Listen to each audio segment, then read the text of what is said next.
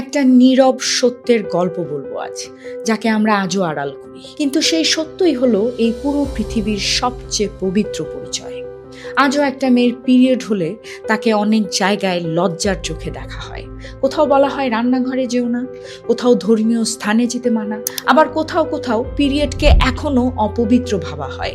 সে চুপ থাকে, হাসি মুখে সব সহ্য করে, কারণ সমাজ এখনো তাকে বুঝতে শেখেনি। কিন্তু কখনো কি আমরা ভেবে দেখেছি সে প্রতি মাসে কতটা যুদ্ধ করে চলছে? অথচ পৃথিবীর কিছু জায়গায় এই সময়টাকে দেখা হয় সম্মানের চোখে। কোথাও প্রথম পিরিয়ড মানে উৎসব, কোথাও ফ্যামিলি সেলিব্রেশন, আবার কোথাও পিরিয়ড মানে ওমেনহুডের নতুন অধ্যায়।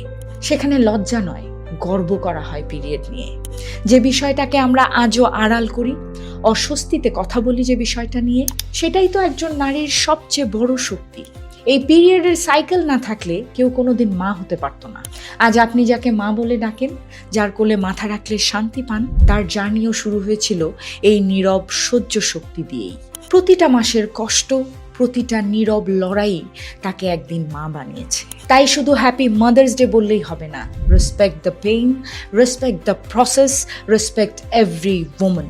যে সত্যকে আমরা আড়াল করি, সে সত্যই পুরো পৃথিবীকে মা ডাক শোনায়। এই পৃথিবীর সকল মায়েদের জানাই হ্যাপি মাদার্স ডে।